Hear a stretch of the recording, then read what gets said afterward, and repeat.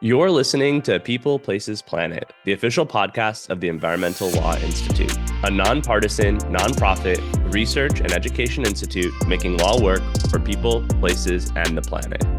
If you enjoy the podcast and want to support our work, consider donating at eli.org/donate. Welcome to this week's episode of People, Places, Planet. I'm your host, Sarah Backer. As many of you may know, ELI is celebrating American Wetlands Month this May. And in honor of the month, we are highlighting past National Wetlands Award winners on the podcast. For this mini-series on the National Wetlands Awards, or the NWAs as we like to call them, I am joined by ELI Research Associate Isabella Blanco. Welcome back, Bella. Thanks so much for having me, Sarah.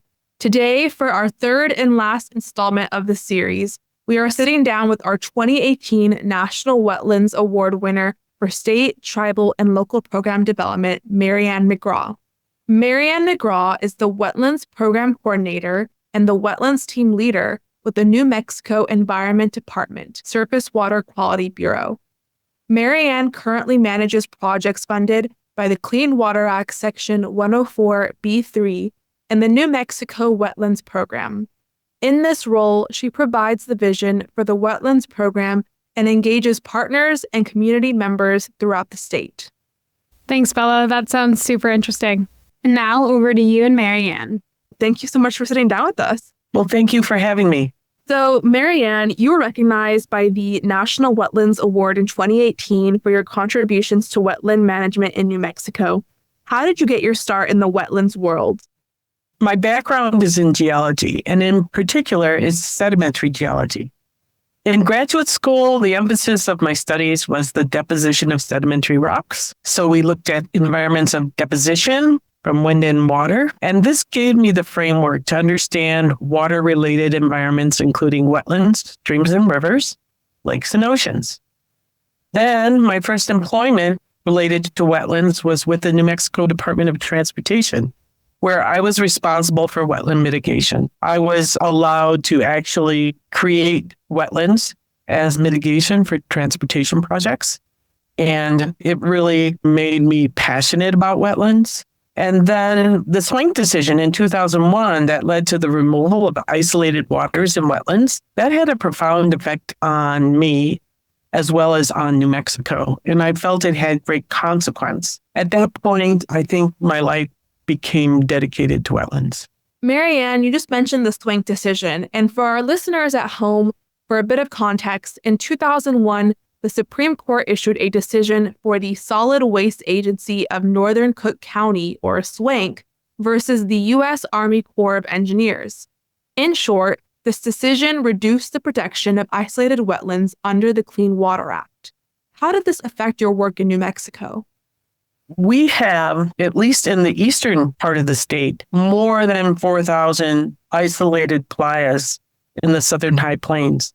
And for us, that is the only surface water source on that side of the state. They do have groundwater, but the playas actually provide a groundwater recharge to the local freshwater aquifers. It's not a large amount, but it is significant over time. At least at that time, I knew that the whole eastern portion of our state was going to lose protection of wetlands, and they're important to migratory water birds. We had worked on transportation projects where we did mitigation for playas, and now that was no longer needed. And so it just felt like a very important loss to the state. Since then, we've been mapping wetlands. We have way more isolated wetlands than were ever previously mapped. The mapping in our state that we had was maybe 20, 30 years old. Since then, we've done a very thorough job of mapping all the wetlands we can in the state. And we're still updating that mapping and going back now for springs, which are a bit under the radar because they're smaller wetlands. So the Swank decision was the first time where all of a sudden the Clean Water Act was losing its meaning because there were political decisions to remove waters that had been previously protected and are important. Thank you so much for providing that context. and it's interesting to learn more about the composition of New Mexico's wetlands. Just for our listeners who do not know, playas are a type of wetland that form on the lowest part of an undrained desert basin. Marianne, you initiated the state's wetlands program in 2003. Can you tell us more about how this program has evolved? I am the Wetlands Program Coordinator. We have a small wetlands team that's growing. We apply for grants through EPA Region 6 to support our program. Then we carry out those grant projects, and we also do outreach. Our small program does everything as far as running a wetlands program for the state. And we do it for our entire state, which is the 5th largest state. So we go long distances to look at wetlands. So when I started the program, I was tasked with developing a Wetlands Protection Act for New Mexico. And at that time, I realized we really didn't have any data that would support a Wetlands Protection Act.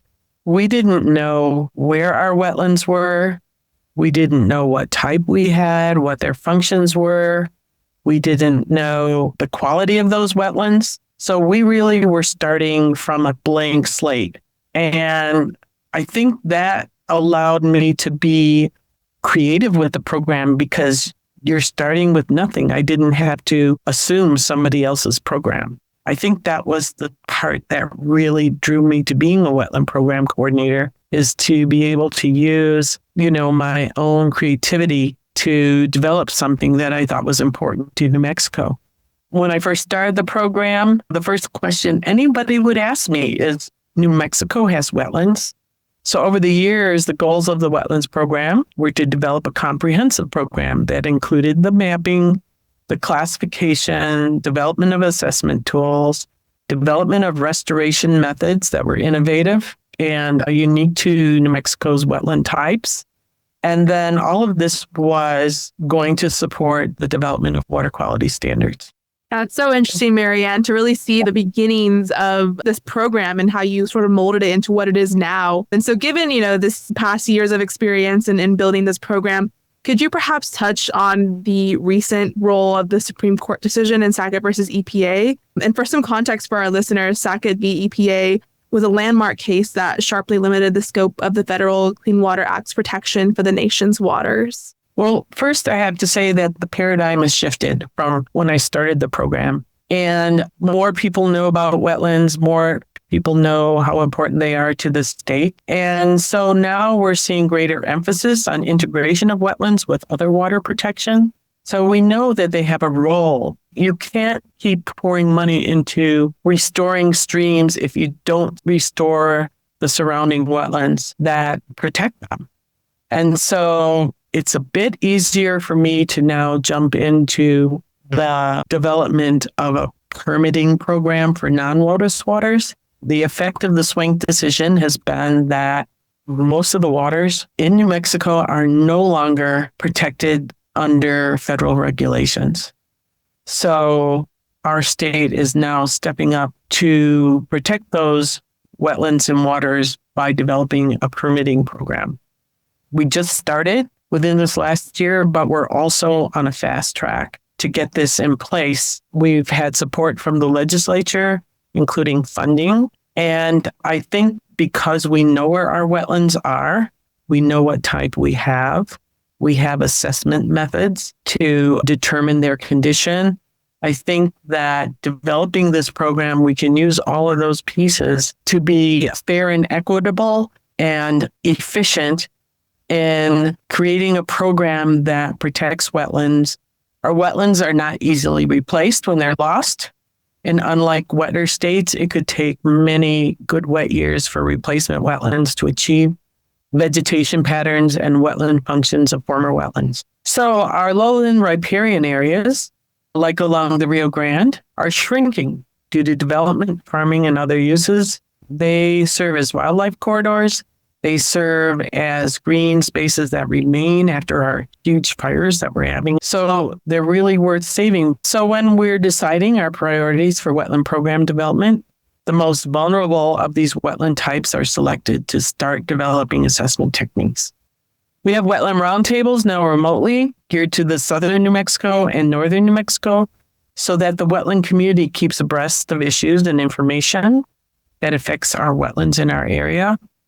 And we have trainings on the use of our map products, assessment techniques. We publish technical guides on our website and share restoration techniques.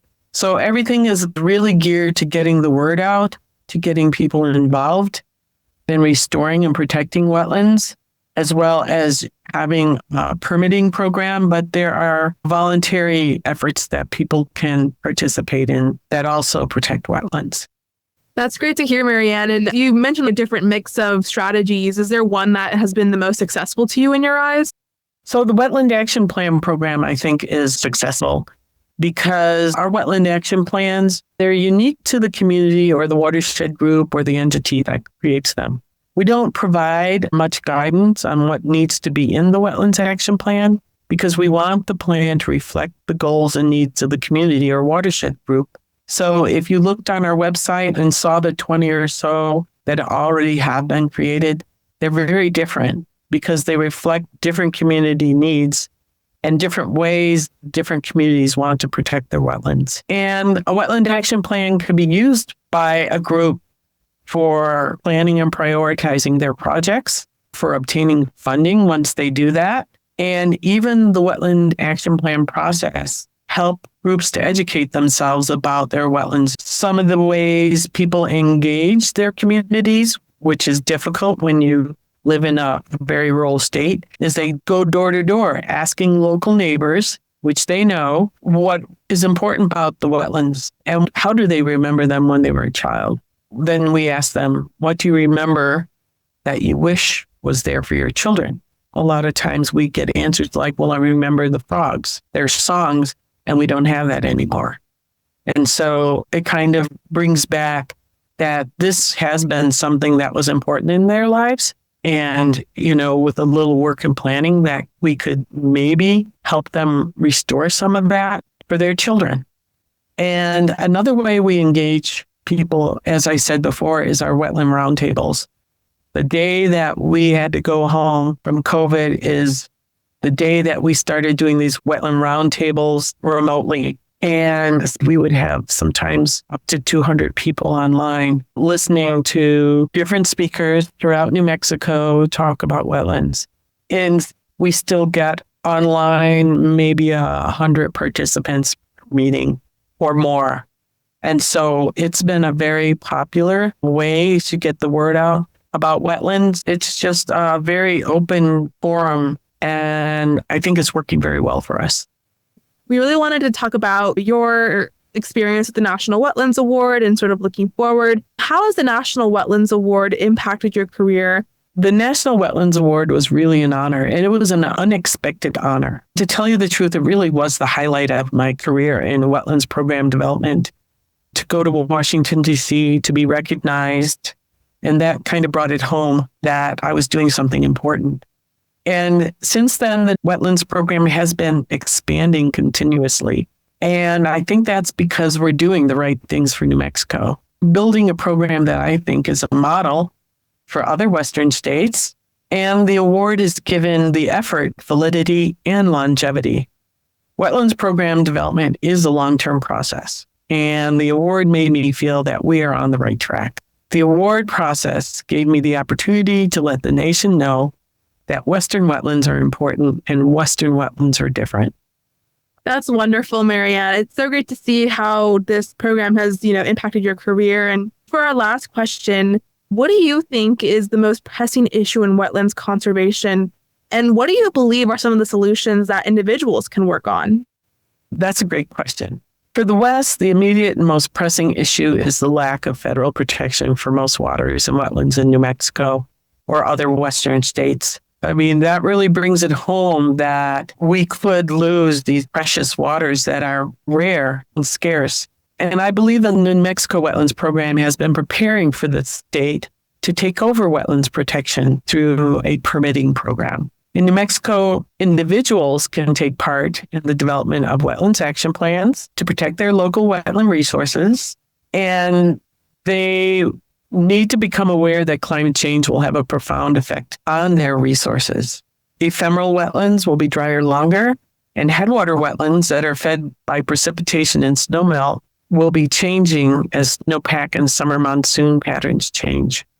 Individuals, they can, as I said, take part as stakeholders in wetlands action planning. We have a number of volunteer programs throughout the state, not only by us, but by nonprofits and other groups. So taking part in restoration weekends, which are really fun. For example, the Albuquerque Wildlife Federation, they provide meals to the volunteers and they camp out in beautiful places. So the activities are fun and educational. Many of our state parks and open spaces have wetlands that individuals can just visit and learn more about wetlands and wildlife that depend on them. And if you happen to live by a wetland, individuals can enjoy the birds on their migratory paths, and they can watch birds as they visit wetlands for food and rest. And you should know that you're lucky to live by one of our treasured wetlands. Thank you so much, Marianne, for speaking with us today. I loved learning about the connections to New Mexico wetlands and the work that's being done there on the ground and your perspectives on wetland management. So thank you so much for speaking with us. Well, thank you so much for allowing me to talk about Western wetlands. Thanks for listening to People, Places, Planet, the official podcast of the Environmental Law Institute. Our work wouldn't be possible without the support of people like you. If you'd like to learn more about what we do, attend one of our events, or support our work financially, head to eli.org.